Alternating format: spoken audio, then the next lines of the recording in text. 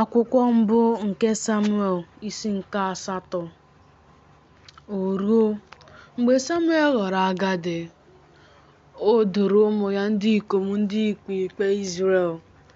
Ma aha ọkpara ya bụ Joel, aha nwa ya nwoke nke abụọ bụ Abija. Ha bụ ndị ikpe n'ime Bịasheba. Ma ụmụ ya ndị ikom ejeghịkwa ije n'ụzọ ya niile. Ha wee wezuga onwe ha, soro ụzọ na-ezighị ezi. Ha wee nara ihe iri ngọrị, wezuga ikpe. Ndị ikom niile nke Izrel wee chịkọta onwe ha bịakwute Samuel ruo Rema. Ha wee sị ya, "Lee, gị onwe gị aghọwo agadi, ma ụmụ gị ndị ikom adịghị eje ije n'ụzọ gị niile. Ugbu a, meere anyị eze ikpe anyị ikpe dịka mba niile." Ma okwu ahụ jọrọ njọ n'anya Samuel. Mgbe ha sịrị, "Nye anyị eze ikpe anyị ikpe," Samuel wee kpere Jehova. Jehova wee sị Samuel, "Gee ntị olu ndị m n'ihe niile ha na-asị gị, n'ihi na ọ bụghị gị ka ha jụworo, kama ọ bụ mụ ka ha jụworo, ka m ghara ịbụrụ ha eze. Dịka omume niile si dị nke ha meworo site n'ụbọchị m mere ka ha si n'Ijipt rigota wee ruo taa, ha wee hapụ m, fee chi ọzọ ofufe. Otu a ka ha onwe gị na-emekwa gị. Ma ugbu a, gee ntị olu ha, naanị na ị ga-agbasiri ha ama ike, gosikwa ha ikpe eze ahụ nke ga-abụ eze ha." Samuel wee gwa ndị Izrel ndị na-arịọ eze n'aka ya okwu niile nke Jehova. O wee sị, "Nke a ga-abụ ikpe eze ahụ nke ga-abụ eze unu. Ụmụ unu ndị ikom ka ọ ga-achịrị, doro ha onwe ya n'ụgbọala ya na n'elu ịnyịnya ya. Ha ga na-agba ọsọ n'ihu ụgbọala ya.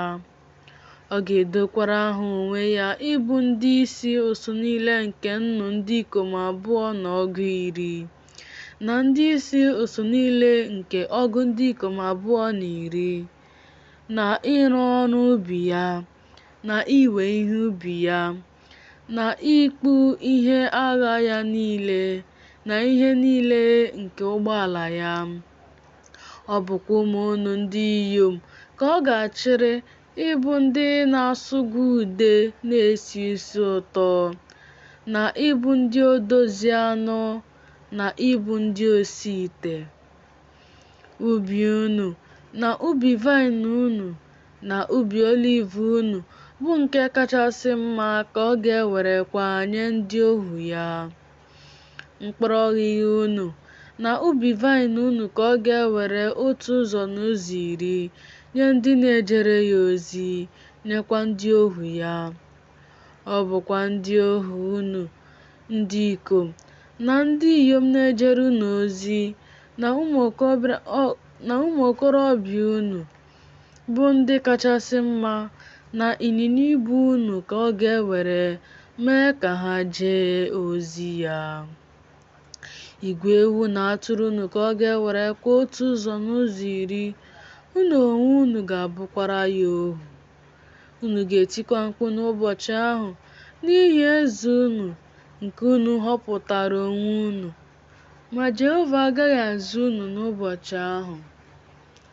Ma ndị Izrel jụrụ ige ntị olu Samuel. Ha sị, "Mba, kama eze ga-achịrị anyị, ka anyị wee dị, ọbụla anyị onwe anyị, ka mba niile, ka eze anyị wee na-ekpekwa anyị ikpe, na-apụkwa jee n'ihu anyị, na-ebukwa agha anyị."